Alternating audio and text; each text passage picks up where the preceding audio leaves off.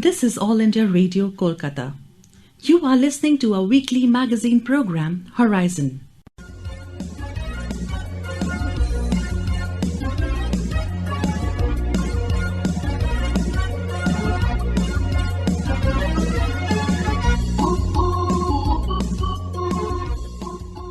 Today, we bring you a discussion program on empowering the women. The participants are Baisakhi Saha, SWASTIKA BASU, Rebecca Jones and SULAGNA. The discussion is presented by Sharmista Raha. Imagine a gender-equal world. A world free of bias, stereotypes and discrimination. A world that's diverse, equitable and inclusive. A world where difference is valued and celebrated. Together, we can forge women's equality. Collectively, we can all embrace equity. Women's Day 2023. So this evening, we are celebrating some young women achievers in our program Horizon. This evening we have with us Baisakhi Saha, an award-winning international speaker, writer and globetrotter. From being a computing graduate to a marketing executive, to a German interpreter, English teacher, Spanish translator, to now an author and performer. Mysterious coincidences have led her from one place to another, contriving her to live her destiny, to leave a legacy. She was born in Kolkata and she has spent the early part of her life in different states of India. She is multilingual and can speak 6 languages. But then Baisakhi left home at the tender age of 17 to pursue higher studies. Since then, she has dwelled in different continents from Asia to Europe to Africa to South America to North and Central America, studying life through mirrors of reality. She has recently authored a book, but this book narrates the magical adventures and marvelous encounters of an ordinary girl who believes in extraordinary possibilities as she traverses the globe to fulfill her destiny. Life is abracadabra, is peppered with true anecdotes of hope and faith, of meaningful coincidences and miracles that will make you perceive life from an altogether new dimension. I think I'll start my discussion from here, Baisakhi. Meaningful coincidences and miracles, and life is abracadabra. So how do you relate the two? Well, that's a great place to start because the word abracadabra in Hebrew, it means I shall create as I speak. So literally, when we were kids, we used to read fairy tales and the Ali Baba story where Ali Baba goes to this door and he says, "Open sesame," and the door opens. Or Aladdin rubs the magic lamp and the genie comes out and says, "Your wish is my command." So can life actually be that kind of magic? So I have lived all over the world, as you just introduced. And during these trips across the globe, I had some really magical encounters. Sometimes life-threatening situations or some hurdles which were impossible to overcome. There were times I was sure I was going to die. Like there was no way I would survive something that was happening. But then the universe or God or cosmos, I don't know, whatever you call it, it just took me out of that situation in a way that is not conceivable. So that's why I call it abracadabra, because there is something working in the background that we may not be always aware of and that wants us to fulfill our destinies. If only we would have the courage to pursue our inner calling and work on the purpose that we have come here for, which is unique for everybody. So during my travels, they could have been just normal travels. But during those normal travels, I had extraordinary experiences. They were so magical that I felt compelled. In fact, I saw it in a dream that I need to write this book and I need to write these stories. Now, this book has 21 magical stories from my travels across the globe. Are they all true? They are all true stories, of course, and they all happened with me. Why do you call them magical? They are magical because they are the abracadabra kind of story. That's something that you cannot understand how it happened, but it happened. But you believe there's a purpose in everything that happened? Yes. Why? I'll tell you that. Because we come here on earth, each of us, with an agenda. Now, you may think, what is that? But that agenda we know in our hearts. So when we allow our hearts to speak to us, I call it the path of the heart. We will know what is our path when we can take the courage. We can have the courage to walk that path. And it is in alignment with our desires. Why? Because feelings are the language of our soul. So feelings are like an internal compass, and it works very closely with our emotions. And emotions are like an internal compass that guides us. So when we take a wrong path or wrong decision in life, we will feel it inside. If I may cut you here. Yes, sure. You're talking about decisions, wrong and right. So you had to take a decision long back, pretty early in life. Yes. Going away first from your country and then from there all around the world. So right. Did you then envision that, life is going to take this turn? No, or you cannot see the whole path. See, that is the thing, that the universe will reveal one step at a time. But when the step comes to you, when that opportunity arrives, you will know it if you have been preparing for it, if you have been dreaming about it. But if you haven't been doing that, if you are just following what you have been told, let's say your mom says you have to study engineering, or dad says you have to be a doctor, and you try to please them instead of listening to what you came here for, you will not be ready for that opportunity when life will present it to you. Nevertheless, life will still present it to you. And I call that synchronicities. Now, synchronicity is something that you cannot explain. It has no causal connection, but it comes to you as a sign, as an opportunity. And if you don't take an action when it comes to you, it will pass you by without creating a single ripple, because it will not interfere with your free will. But if you notice it, if you take action, then another synchronicity will happen, and another. And before you know it, you have a personal store of intelligence where you are navigating life and having like a two-way communication with the universe. Like it's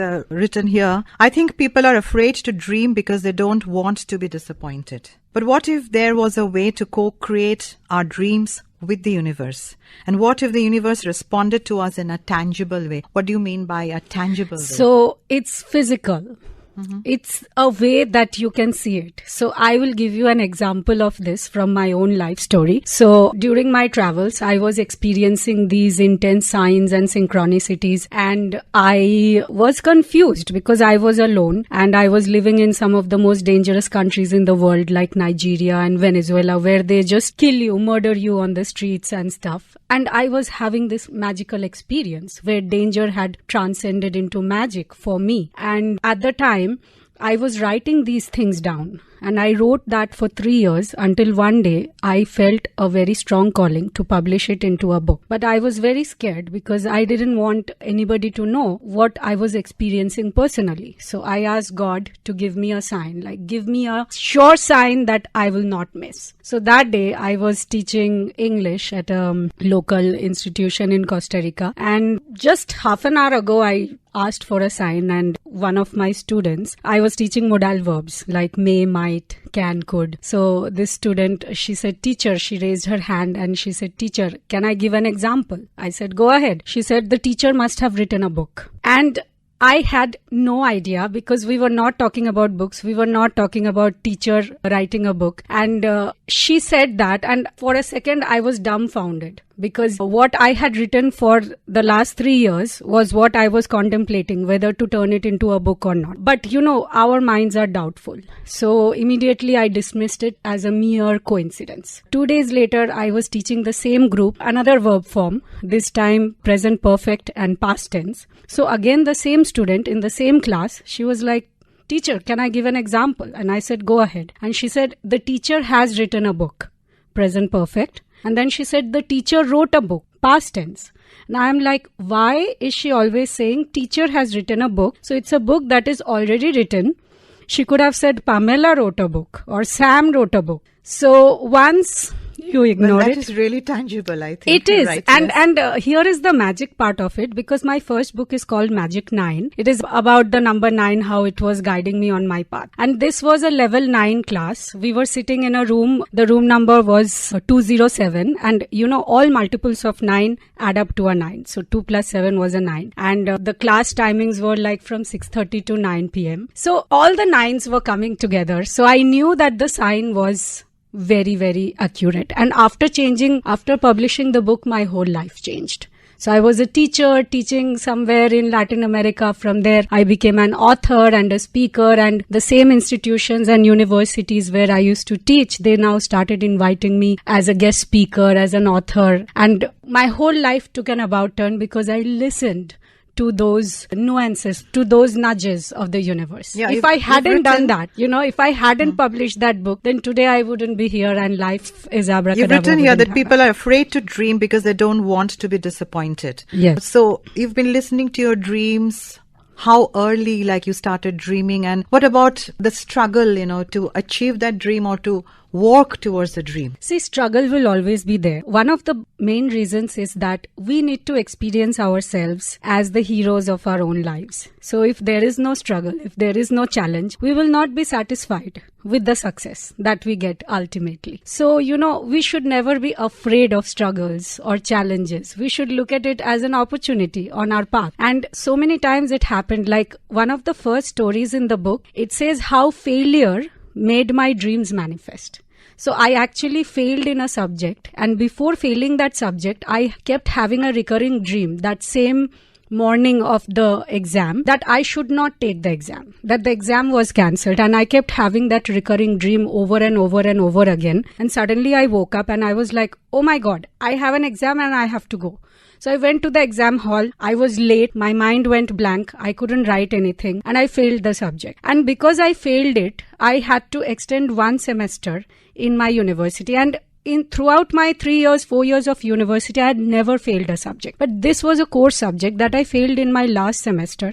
And because of that, so at the time I was in Asia, in Singapore, and my big dream was to go to Europe because I was also learning German and we had a lot of German students in our university. But I neither had the money nor the opportunity to go there. So I used to take my books during the exam times, go to the airport and wave at all the planes that would go by. And I would be like, ask Europe to prepare for my welcome. I'm coming there. Carrying your messages. Exactly. And then what happened, because I failed that subject, the next semester I was only doing one subject. So I received this email from a university in Switzerland that we were going to write an essay, and if our essay is selected, then we would win an all expense paid trip to Europe. And the moment I saw that email, like even before I wrote the essay anything, I knew what that dream had meant. I knew that I was going to win this trip, and that is why I had failed that subject, because I needed to have a student status, and this symposium happened only in this part of the year. So if I had graduated the previous semester, I wouldn't have had the student this status. This opportunity never would have come. It would have never come. Failures are the pillars of success. Exactly. Become so true. Yeah. Successive failures take you to success. Exactly. And yes. I won an all expense paid trip to Europe, and my dream was fulfilled. And when I came back from Europe, I was like, I don't want to stop here. But I had a bond in Singapore. Magic. Yes. Sure. And you know how the magic carried me from there, because I was stuck in Singapore. I was supposed to work there for 6 years, and nobody, like I had a scholarship there, so nobody could escape the bond legally. I was the only person who managed to escape it legally only because the universe helped me. And this story is also in the book. It's called Freedom from Bond. So once I came back from Europe, I went to Africa and then South America and then Central America and then North America, and in each of these continents I lived for 2 years, 3 years, 4 years until finally, I reached Costa Rica. So that is the magic. Baisakhi, after summing up all what you've said, it's truly amazing. You're an amazing person. But then I would like to know from you a message to the younger generation, right. People who would love to follow their dreams but are, held back, right. Sometimes from maybe limitations from the family, from the society, anything it could be. So any message to the youngsters? Yes, I have one sentence, and if you listen to it carefully, you will get the magic. Magic only happens to those who can make it real in their imaginations. Imagination is your source code. It's your divine gift. You can create hell and heaven in your imagination. And whatever you create, it manifests. So if you really believe in your dreams, You imagine it, right? You believe it. You live in the end. You believe that the dream is already achieved. And then you go backwards. You first create the castle in the air, then you build the steps. So if you can live in that continuous state of creating magic in your imagination, soon you will start seeing how the universe brings up opportunities in front of you. And you cannot miss it, because if you miss one opportunity, the universe will bring another one, because it will try to match the picture in your imagination. Lovely. That is an ideal way to end this discussion today, Baisakhi. And I'm really amazed listening to your answers to all what you've said this evening. And it's one thing maybe we gathered from the discussion today is that build the castles in the air, okay, and then create the foundation. Because without the castle, you don't know where you are going. Right. So keep on dreaming, keep on building the castles, and life will present its opportunities to you as you build the castles and as you walk towards your dream, right? Yes. And please get the book, Life is Abracadabra, because it will show you through real stories, real adventures, real magic, how it all comes true. We also have in our studios this evening Rebecca Johns, a musician with a deep connection to Kolkata's cultural scene over the last decade. She started her career in music as a part of the Kolkata Youth Choir, which toured Germany in 2015. She went on to perform in several musical setups in the city and around India. She was a part of a quartet performing contemporary music that featured her on guitar and vocals, 2 violinists and a cellist. Since the pandemic, she has also pivoted back to learning music at the Goa Jazz Academy, where she was awarded 2 scholarships and has practiced with their ensembles. She has also been working with organizing and on the production backstage side of festivals and events in the city. She also works as a freelance consultant, copywriter, and in film production. Well, that is really something great, Rebecca, and it is wonderful to have you in our studios this evening. Well, let me start with asking you, tell us now a bit about the jazz scene in Kolkata. I think we've been very blessed with the jazz scene in Kolkata. In fact, I remember growing up, my parents took me to almost every jazz fest that was on at the Dalhousie Institute, at the DI, the Congo Square Jazz Fest. And I think that was such a formative part of growing up and the way I listened to music, because every year they'd come up with these incredible acts playing such a diversity of sounds that, your ears just get used to new things after a point, I think. And it's such an important part of learning music, listening. And before I wind up, Rebecca, any message for the youngsters? When you do get that opportunity, just to be sincere about it, put in the hard work, and ultimately, people will call you back and people will want to work with you again and again. And you eventually start to build up this support system that knows how you function and, appreciates you for who you are and the work that you do. So, yeah, it's pretty simple from then on. Guest in the studios this evening, Swastika Basu, a second-year BBA student of St. Xavier's College, captain of basketball team sub-junior level, 3 times basketball national player, junior NBA player, DPS Ruby Park School sports captain, represented India at World Indoor Rowing Championship at Paris in the 2020, and she is world number 7 rower, 7 times consecutive shot put gold medalist. Wow, that is really great, Swastika. An athlete, a sports person, and of course a gorgeous one. But how did you become one? Does it run in the family? Yeah, my father was a basketball player during his time in school and college, and my mother is a brilliant car rallyist. So yeah, you could say that being an athlete does run in my family. Routine life is what keeps me in order. When I don't have regular training or regular college days or classes, whatever, that is when I kind of feel like I'm not in control. And since the time we were small, we've been going to school and maintaining a schedule. And when I grew up, and when I started playing basketball when I was in school, so that kept on continuing. So yeah, I like the routine life. And regarding the rigorous training in terms of basketball lasts only during the nationals times, which is usually a month or a month and a half, which extended to 4 months this time. But usually it's like a month. The rest of the time is just me, going to the gym, swimming, just keeping, physically fit at all times. So I recently left rowing. So I focus only on basketball right now. And probably right now the favorite thing that I do is going to the gym. And during summer months, I love swimming. So I think like since I've been in sports for such a long time, it's not really all that hard for me to manage. Like when I know that I have exams coming up, I'll stay awake till 4 in the morning and cram everything so that I'm prepared for the exam. So yeah, I've gotten used to it at this point. It's just about, time management, which I'm not always the best at, but yeah, sometimes I could say I'm pretty good at it. So earlier I used to have kind of these cheat days where the whole day I would eat basically whatever I wanted, and most of the times it was the most calorie dense thing that I could think of, because I've had a weight issue since the time I was very, very young. So I've always been on and off diets. Recently, it has been so that I'm not on a specific diet, but just eating proper nutritious food and maintaining my exercise and everything so that my hormone levels are in check. So nowadays, I don't have cheat days.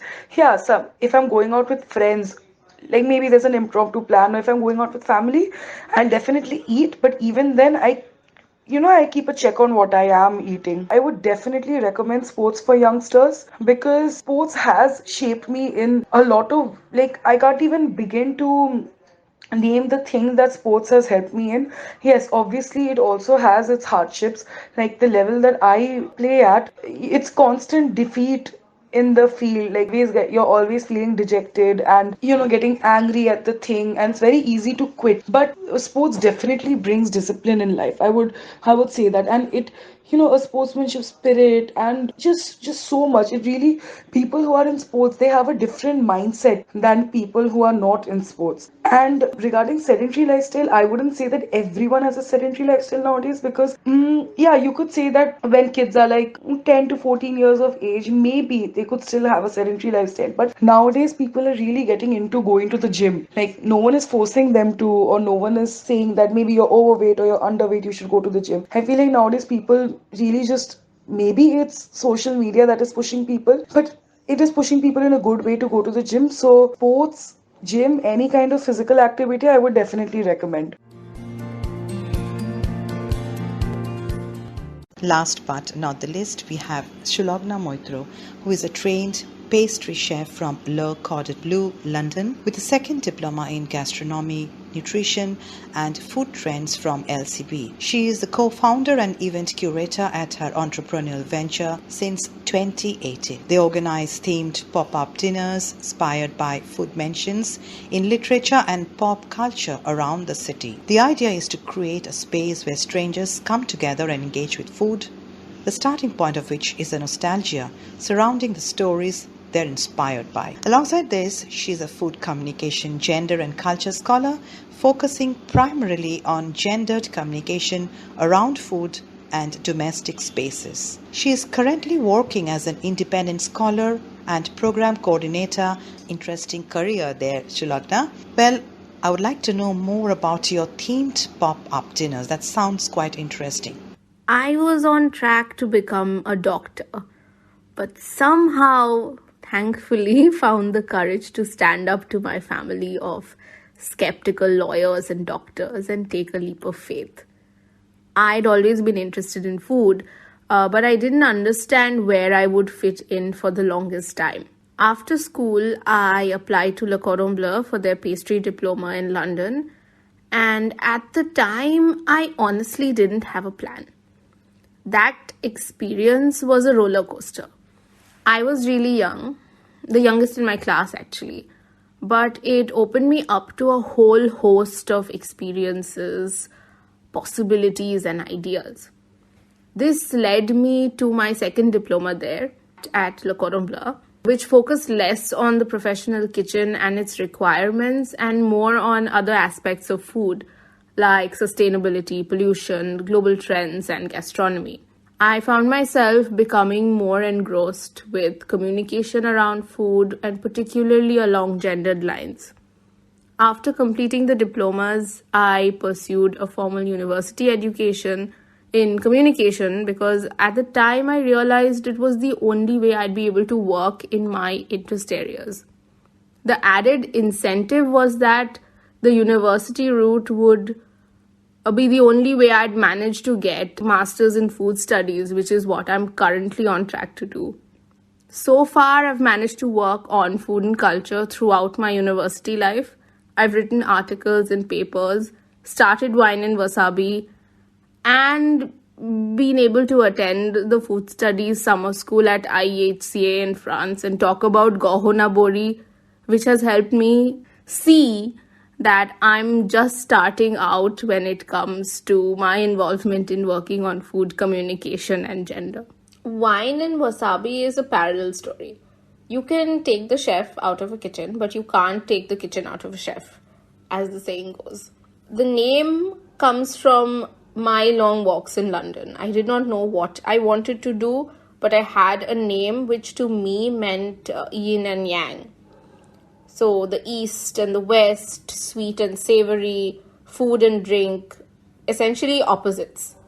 I was feeling antsy a year into being in college and I kept returning to the idea of the supper club, which didn't really exist in the city at the time. I mean, as far as I knew. But I didn't want it to be a supper club in the literal sense of the term either. I wanted engagement around food beyond the eating and taking photos for Instagram. There was a lot of back and forth. We were all engaged full-time as well. Eventually, we decided on a seasonal pop-up dinner being the best for us and managed to create a space where we've been able to get strangers to engage with one another and create a bond around food.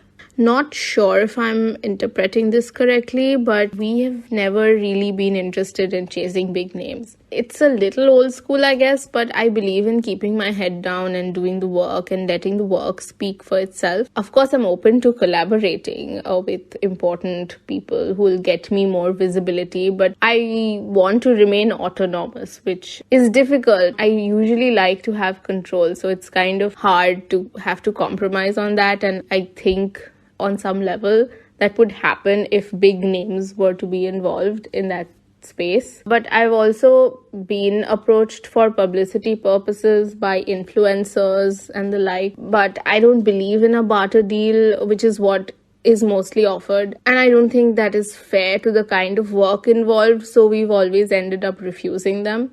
Anything that's happened so far has all been organic, and it's not like we haven't made mistakes. We've made mistakes, we've stumbled at times, and we've learned from those mistakes, and we've gotten up and moved on. My mother, Shraboni, she deals with the numbers, and I'm bad at math, so I'm more about the recipes, much to the annoyance of my partners. But so far, it's been decent. We're sold out every time we announce an event. Thankfully, our model has helped us keep that up and has helped us get through the pandemic, which was rough. But so far, it's all good, and hopefully things will be better in the future. We're planning on more pop-ups this year, so please look out for that. And eventually, we do want to establish something that functions a little more like a brick and mortar dessert bar, cafe sort of thing. So it's in the works. Let's see. I studied about theatre of the oppressed back in college and was fascinated by the work. But more importantly, the ideology behind the work, their work through performances, so communication essentially, and around gender in domestic spaces, which is where my interest lies, and the tremendous impact it has had. I'm an early career chef and a researcher. I will always be someone who does research but remains rooted to praxis. The kind of work I intend to take on requires active engagement in both development communication and field work. So it made sense for me to explore their work in greater detail and to maybe contribute in some capacity to the action research they're currently doing as a member of their team. It's so far been an extremely important learning experience in my career, and I'm truly grateful for the opportunity to work as program coordinator. Thank you so much, ladies, for being in the studios this evening. It's been an amazing conversation all through. Before I wrap it up, here's wishing all of you all the very best for a good and a bright future. You were listening to Horizon, a discussion program on empowering the women. The participants were Baisakhi Saha, SWASTIKA BASU, Rebecca Jones, and SULAGNA MAITRA. It was presented by Sharmista Raha. This program was edited by SURANJAN Das and produced by RITA. And that is the end of this edition of Horizon.